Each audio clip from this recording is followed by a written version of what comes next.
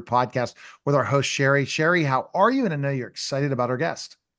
Hi, Neil. I'm doing great. And yes, I am excited about our guest, Peter Forcelli. And I'm excited because he's got quite a resume behind him. 15 years with the NYPD. When we talked about that, we were fellow officers. And he went from beat cop, rose up to a homicide detective in the Bronx, and and then he retired from the Bronx Homicide Task Force, became a 9/11 survivor, right? He got cancer, lung cancer, because of Wow. the rescue and recovery efforts at 9/11, which it's like, wow. And then he got on with the ATF and rose up to deputy assistant director. But what's really interesting about Pete is one thing is he did become a whistleblower. The Fast and Furious operation, the gun trafficking scandal, right? Had to testify in front of Congress, and he's been a commentary. He is a commentary, provides commentary on national, international networks, and he's the author of The Deadly Path: How Operation Fast and Furious and Bad Lawyers Armed Mexican Cartels. But Pete, the one thing that to me is more important is, what do your colleagues and those who know you say about you? And I'm going to let you know. They say you look out for the working runs, and that you have their backs and are willing to stick up for them to get the work done, and that you're called a true blue cop. Oh, So I mean, there's no better compliment to I'm a telling cop you, than to hear it from their peers. I mean, yeah, you don't look for the praise of your managers and your bosses. It's what the people in the trenches think of you. So it's nice to hear. Thank yeah, you. I thought I'd share it with you. Yeah, yeah, yeah. Now, I'm just blown away that Peter was able to recover from cancer and come back and be in the ATF. And I have a colleague that maybe you ran into who's a client of mine, Mike Velarde, who was he was on, but I know there's so many people in New York City on the ground during 9/11. He worked in the Secret Service at one point in time, and then also with New York with the NYPD, and then went on to be in taxes, and then ran for Congress. Oh, Mike, wow. yeah. So I'll have to ask Mike if he knew of your name. I'm sure Yeah, he did. but to correct the timeline, I left the NYPD and joined ATF like that following Monday, left on a Well, Friday, so he joined it was on. there. He was on ground zero when Yeah, he. I was an ATF agent when 9/11 happened, and I wound up getting lung cancer in 2018. So I actually wound up getting lung cancer much later. I mean, as you folks already know, a lot of 9/11 first responders have gotten sick. Some are still continuing to get Right. sick. So, but yeah, I didn't have the cancer before I joined ATF. It was Ah, much later. It took a lot of years to catch up to me, but lost the right lung. Um, all the cancer with it, thankfully. So I didn't that's have to go great. through the chemo and radiation. Yeah, yeah. So John Wayne, I learned from my oncologist, lived without he lived with one lung for over 40 years. So I hope to replicate that in my life. You know. Wow, awesome. Well, let's talk about your book. Your book, The Deadly Path, that was released on March 5th, 2024. So tell us about it. Sure. When my last role at ATF, I was the head of training.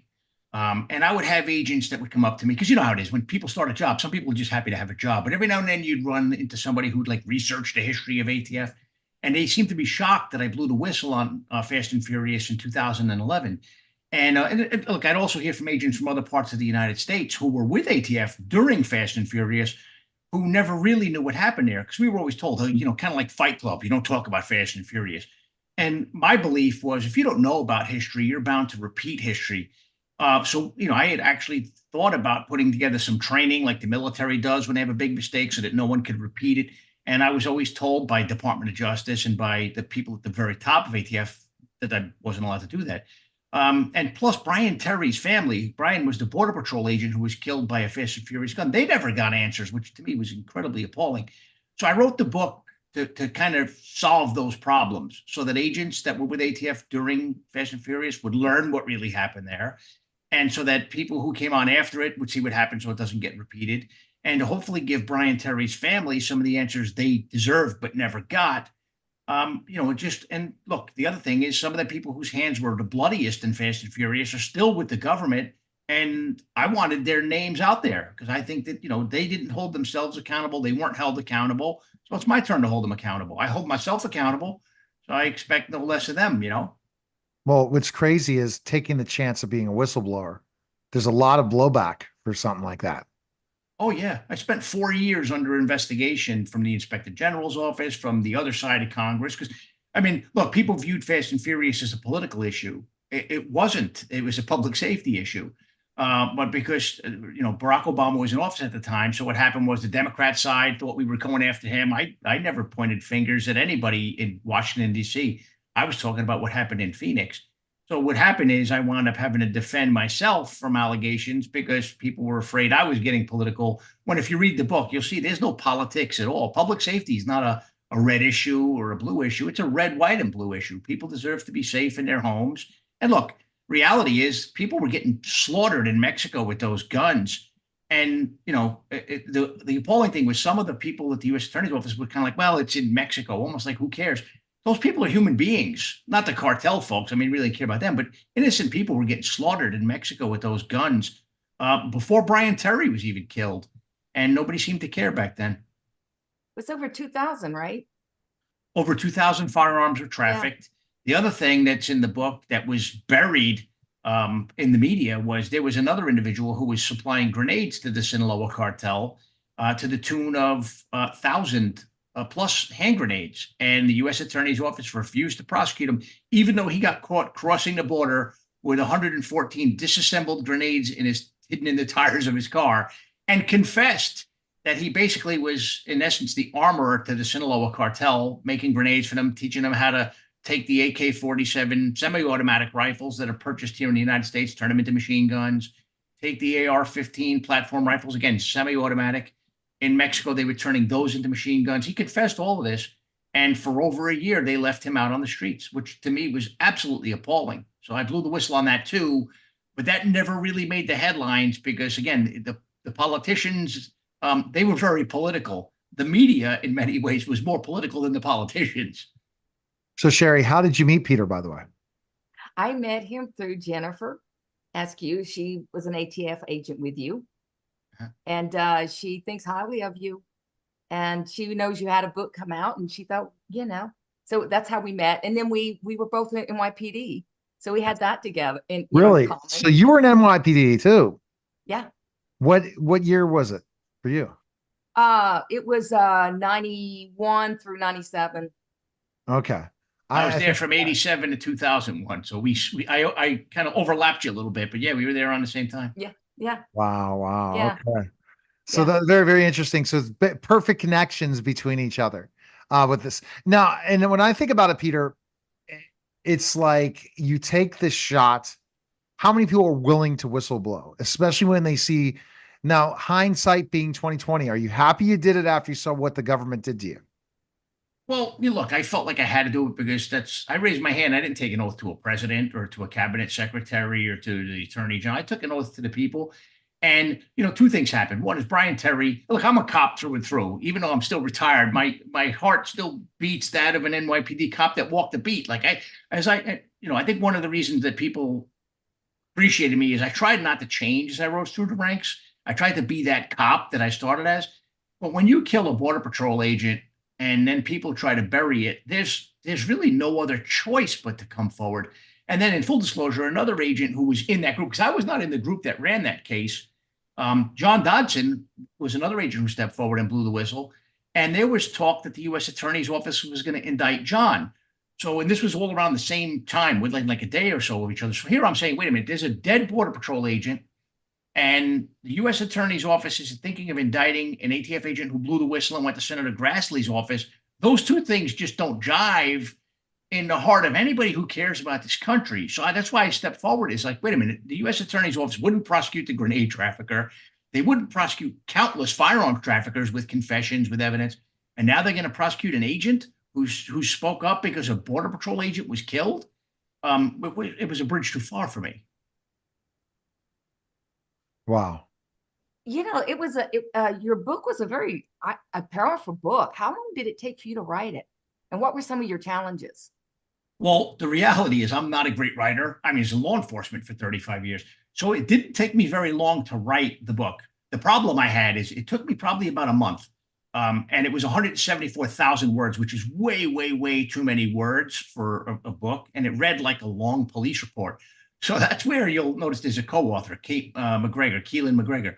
My agent, and I never thought I would have a literary agent, but I had one. He suggested that I bring in somebody to kind of add some flavor to it, like the way the light reflected off of this, or the smell in the room, or whatever. And that's where Kate came in, and she took that 174,000 word manuscript and pared it down to about 80,000 words, which is like roughly 288 pages. And she really brought the story to life so that it didn't read like a long police report. So if you enjoyed it and didn't find it long and boring, I have to give credit to Kate. So the story is my story. She is a lot less boring to read. How long did it take you to make the decision you're going to whistleblow? Did you have to sit down? Was it a quick decision, or did you really have to look at the pros and cons before doing it?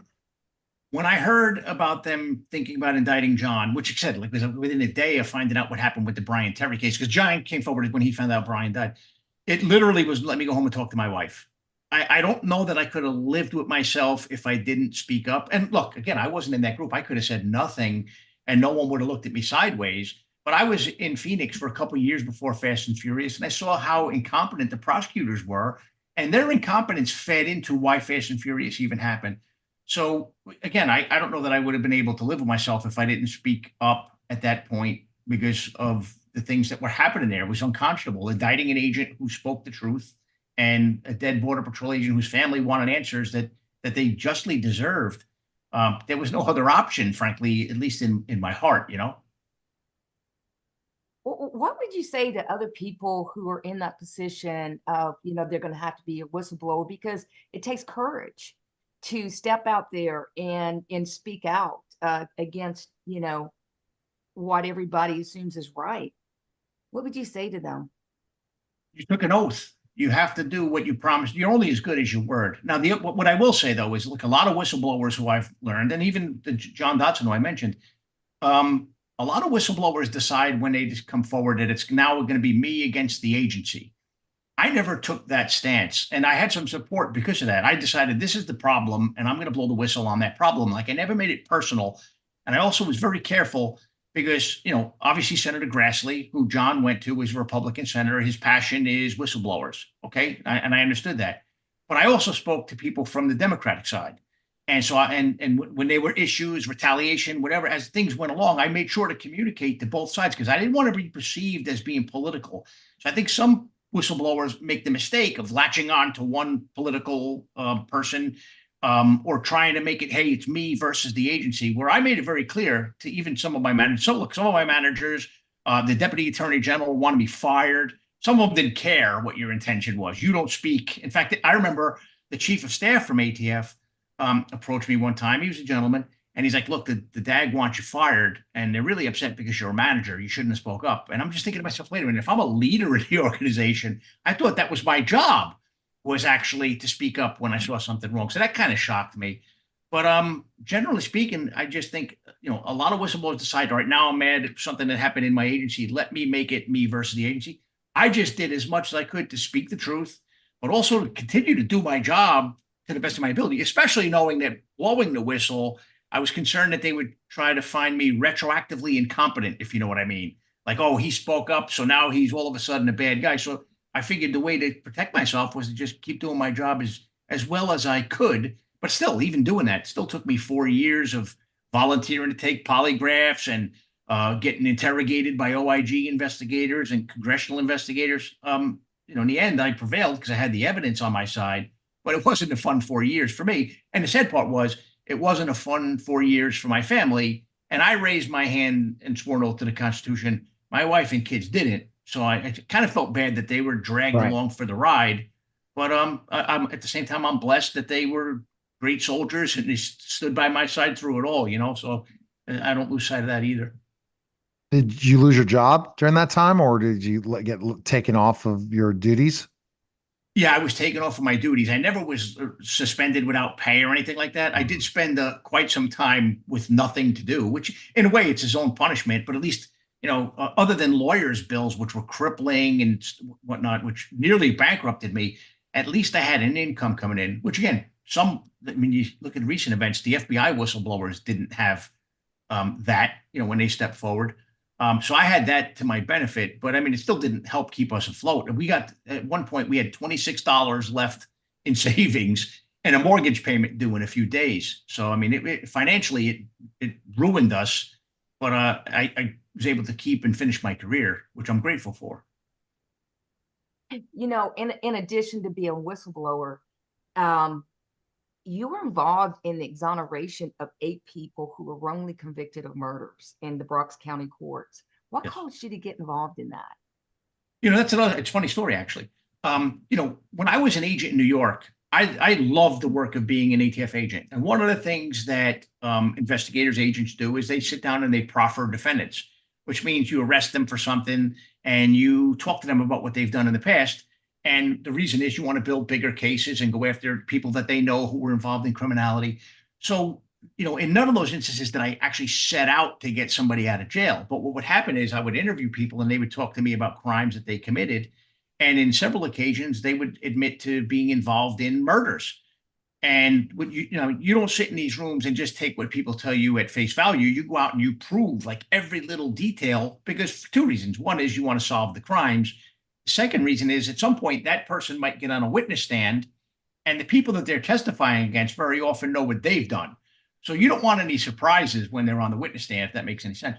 So, again, following up on every detail, one of the things we would do first was pull the folders, the murder folders of the stuff that they would talk about. So in these proffers, I would go back and pull the folders from the NYPD and see that some of those cases were closed by arrest, which became a problem because now he's telling me that he's involved in a murder and someone else is arrested for that murder and they don't seem to know. So then you wind up going back and investigating what the defendant is telling you, but also reinvestigating what happened in the other case.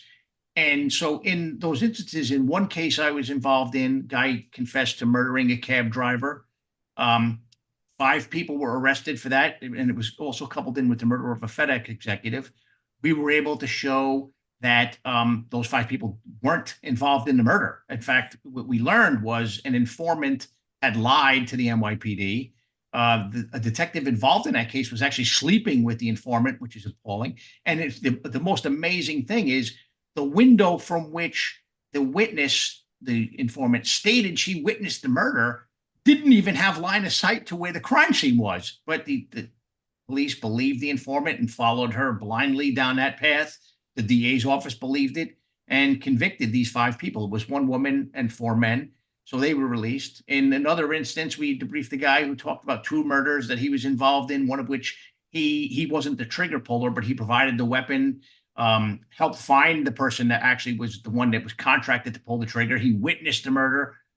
That person, we looked at that folder, a guy named Lacey Little was sitting in jail for that one. We were able to corroborate everything. And the amazing thing is the detectives who arrested Lacey Little, they knew of the person who provided the firearm, who was another witness we later found. And when we asked them, hey, have you interviewed this guy, Melvin? They're like, well, we couldn't find him. I found Melvin by knocking on his door. There was no answer. I left a business card in the door, stuck another one under the door in case the one that I left in the door jamb fell. And within 10 minutes, he called me. So you made me wonder how hard did the detectives actually look for Melvin? But anyway, in that instance, this one cooperator, his name was Stephen, he was able to help us get the evidence that we needed to get 2 people out of prison for 2 separate murders they weren't involved in. And then finally, Edward Gary was an individual who was arrested for murdering a retired detective based on 2 eyewitnesses. And additional people got arrested and proffered and said that they were involved in that murder. And they were shown Edward Gary's photo. They said never saw him before in our life. We were looked at another murder that was, we believe, related. And those witnesses picked out the actual shooter. And the sad part was Edward Gary by that time had sat in prison for 25 years. So, I mean, it was really never that I set out to get innocent people out of jail. It was that I followed the evidence. And sometimes that evidence led me down the path that showed the wrong people were sitting in jail. And by God, I wasn't going to let them sit there if I felt they were. I don't know that would be worse than being an innocent person sitting in jail for something, specifically a murder, but really anything that you didn't do. So I felt it was my duty to follow the evidence. What is your hope for people that read your book? What do you want them to get out of it? I want them to learn what happened, what happened in Phoenix. not every ATF agent in Phoenix was involved in Fast and Furious. And more importantly, something that's discussed now that wasn't around then was the story of the woke prosecutor, the prosecutor who won't prosecute. I think folks will be shocked to learn what happened in Phoenix during that time. A lot of it had to do with prosecutors who did exactly that. We'll pass. We won't prosecute this case or that case. And when you're not prosecuting bad conduct, you enable people to continue to go down the path of continuing that sort of conduct. And when they see the nature of the cases, the firearms trafficking cases that the U.S. Attorney's Office wouldn't prosecute, I think they'd be incredibly frustrated. But I think it's important that they know this because government's supposed to serve the people. And in Phoenix, it wasn't. Yeah. All right. Any other questions, Sherry? No, no other questions. I mean, I have a ton of them, but we don't have time. But I appreciate you being on the show today, Pete. I appreciate you having me. I really do. Thank you so much. Best place we can find info, purchase the book, and learn more about you. Where can we go? Sure. It's www.peterjforcelli.com if they want a signed copy. It's also on Amazon or all the major retailers like Barnes & Noble, Books A Million.